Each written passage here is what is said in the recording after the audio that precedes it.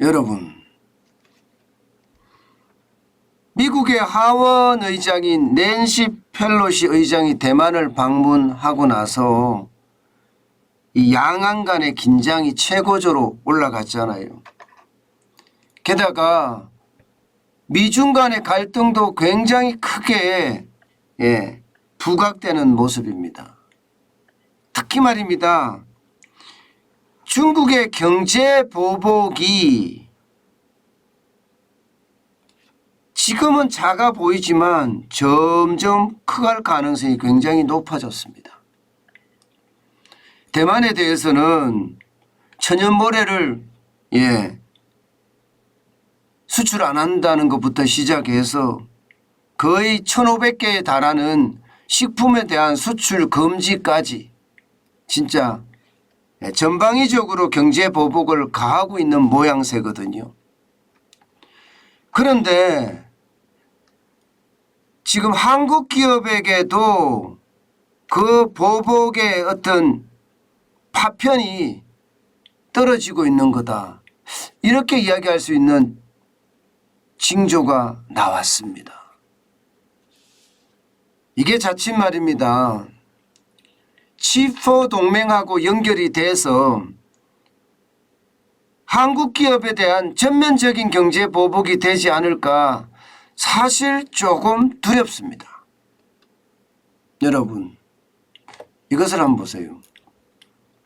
핵심은 이겁니다. 대만산 부품을 수입하거나 혹은 대만산 부품이 들어간 제품에 대해서는 전면 압수하겠다 이렇게 통보한 공지문입니다. 중국 세관의 공지문입니다. 대만산 원산지가 쉽게 말하면 이렇게 표기되어 있어야 돼요. Made in Taiwan 혹은 ROC라고 해서 Republic of China 이렇게 되어 있다고 하면 이 부품에 대해서는 아예 세관에서 그냥 압수 조치한다는 거예요. 압수 조치. 그런데 이 압수를 하는 제품 안에 말입니다. 뭐 대만산 배터리라든가 대만산 전자부품이라든가 또 대만산 다른 부품도 포함이 된다는 뜻이에요. 이렇게 됐을 때 한국 기업에게 엄청나게 타격이 되지 않을까요? 지금 이 중국 세관의 공문은요. 한국 기업에게 보내진 공문입니다. 한국 기업에게. 물론 표기를 바꾸면 이게 쉽게 말하면 수입이 될 수 있다고 합니다. 표기를 바꾸면. 메이드 인 차이나는 안 된다는 거죠. 메이드 인 타이완은 안 된다는 거죠. 그럼 뭐가 되느냐? 타이완 프로빈스 오브 차이나. 그러니까 중국의 일부라는 거죠. 중국의 지방이라는 거예요. 타이완이. 혹은 타이완 차이나 혹은 차이니스 타이완 이렇게 사용하면 이게 사용할 수도 통관을 할 수도 있다는 이야기예요. 기본적으로 말입니다. 대만을 국가로 인정하지 않고 하나의 중국이라는 범주에서 취급을 한다 이런 얘기예요. 지금까지 지금 중국은 대만을 두고 일국양제의 원칙을 추구해 왔잖아요. 일국양제라는 게 그런 거예요. 홍콩, 중국 이게 일국양제 체제죠. 중국은 공산당이지만 홍콩은 민주주의 체제를 택하고 있잖아요. 또 홍콩, 마카오 여기도 마찬가지 일국양제 체제를 택하고 있습니다. 그리고 타이완도 마찬가지로 일국양제 체제로 인식을 해달라. 그리고 그 대만 통일의 원칙에 벗어나지 않게 해달라. 이렇게 이야기하는 겁니다. 사실 중국은 말입니다. 2015년에 일국 양제 원산지 표기를 법제화했습니다. 일국 양제 원산지 표기를요. 그런데 그동안은 사실 강제를 안 해왔죠. 그런데 지금 강제를 한다는 이야기입니다. 이렇게 됐을 때 여러분, 이렇게 됐을 때 우리 기업의 피해는 어떻게 될까요? 당장 말입니다. 라벨 교체를 해야 되든가, 그렇지 않으면 대만에서 물건을 실어서 중국으로 지금 향하고 있는 것은 가면 몰수당하니까 거꾸로 배를 돌려서 돌아가야 됩니다. 예. 그리고 지금 주문을 해놓은 것은요, 다 라벨을 교체해야 돼요. 예. 여기에 대한 부담감 굉장히 큰 데다가, 게다가 말입니다.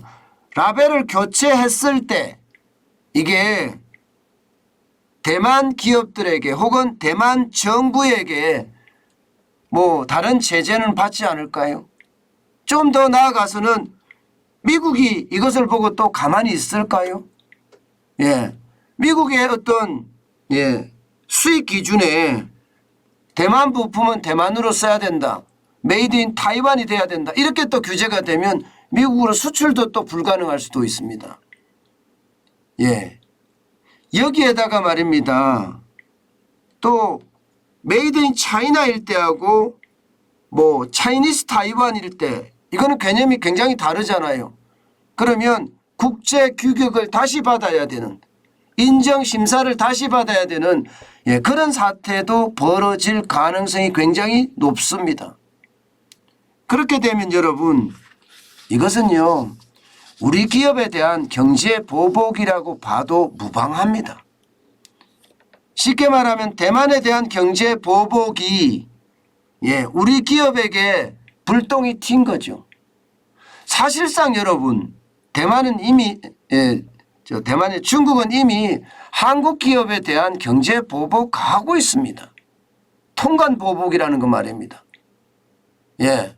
코로나19에 바이러스가 묻었다면서 통관을 지연시키는 것, 뭐 이런 거는요 보통보다가 훨씬 많이 지연을 시키니까 이것은 말입니다. 통관 보복이라고 이야기할 수가 있거든요. 그런데 이번에 대만산 부품에 대한 지금 제재를 가하겠다. 이것은요 또 하나의 경제 보복이 될 수밖에 없습니다. 그렇게 됐을 때 여러분, 한국 기업, 특히 중국에 진출한 한국 기업들 괜찮을까요?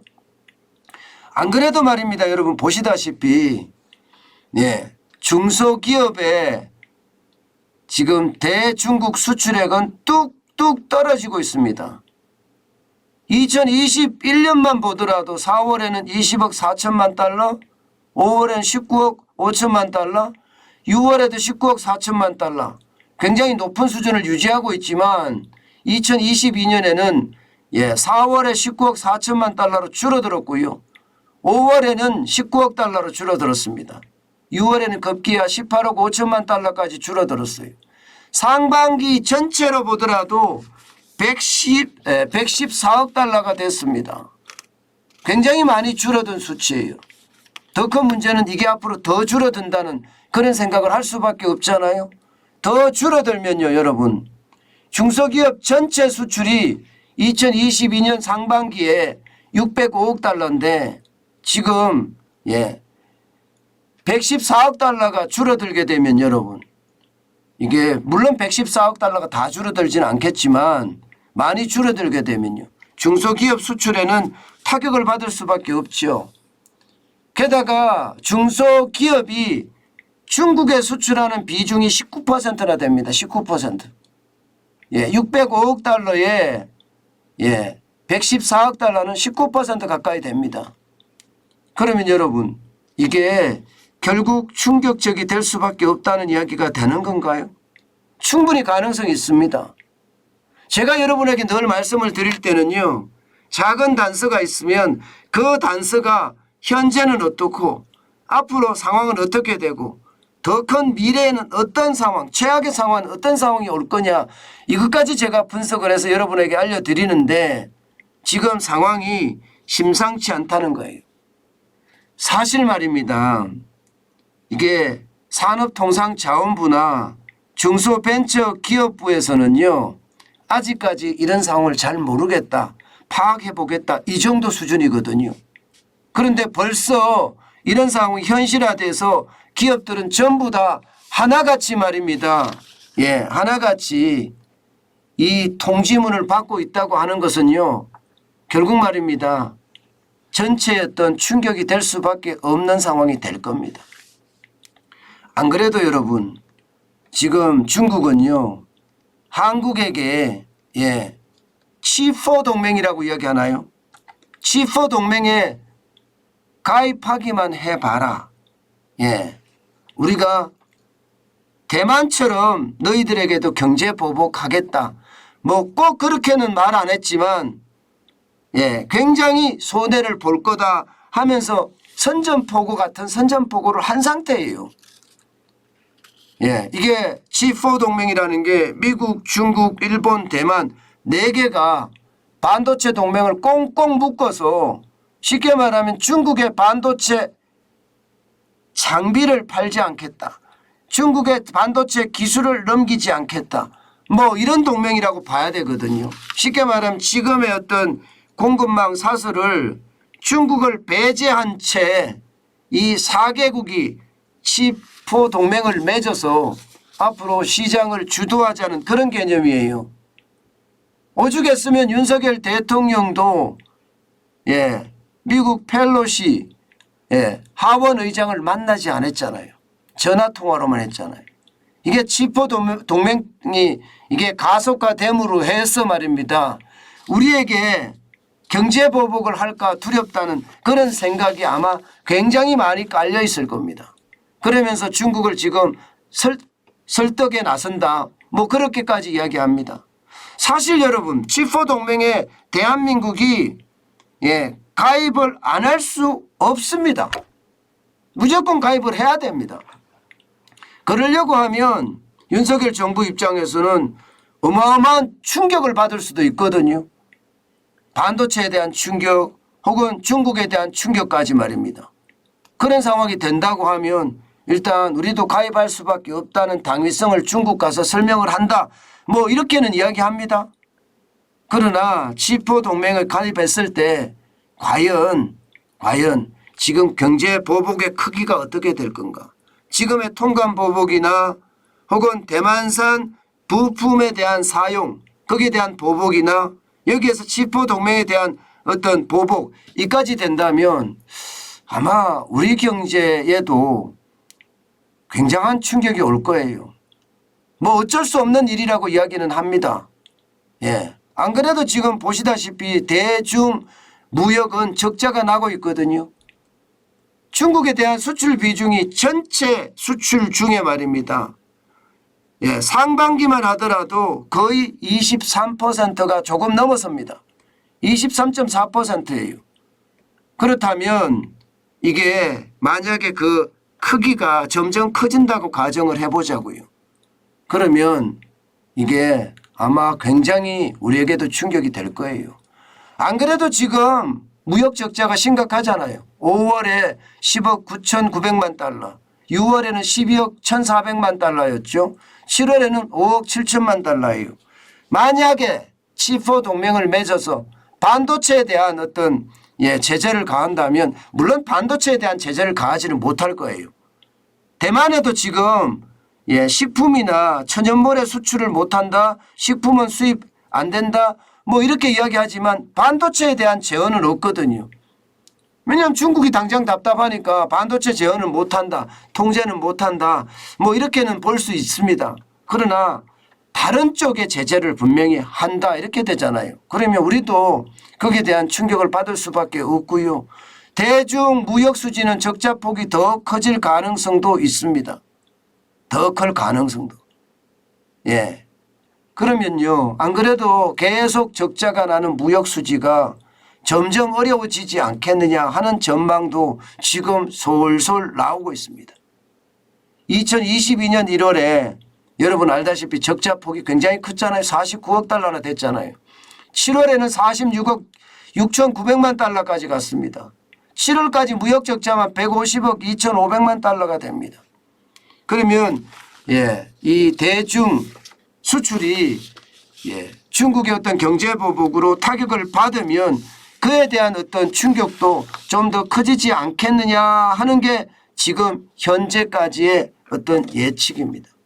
여러분 상황은요 그렇게 녹록하지는 않다. 분명히 지금은 전면적인 경제 보복은 아니지만 사실상 찔끔찔끔 보복을 하고 있다. 그게 C4 동맹을 계기로 확장이 된다면 아마 우리 경제에도 당분간 큰 치명타를 맞을 수밖에 없을 겁니다. 우리가 사드 보복 때 많이 받아봤거든요. 중국은요 자국의 이익이 안 된다고 하면 무조건이에요. 무조건 보복을 하고부터 보니까요. 이제 우리도 거기에 대한 대비책 반드시 갖춰야 됩니다. 뭐 당장의 타격은 불가피하겠지만 장기적으로 중국에 있는 어떤 생산 시설을 다각화시키고요. 뭐 기본적으로는 베트남이나 인도나 인도네시아나 동남아나 남미나 이런 쪽으로 다각화시키는 게 그 어떤 때보다 지금 뭐 이미 하고 있습니다. 기업들은 움직이고 있습니다. 그 어느 때보다 좀 빠르게 움직여야 되는 결국 말입니다. 중국의 보복은 올 수밖에 없다. 저는 그렇게 보는데 그때 충격이 얼마나 클 것인가. 그것을 미리미리 대비해가는 그런 상황이 돼야 된다. 저는 이렇게 생각합니다.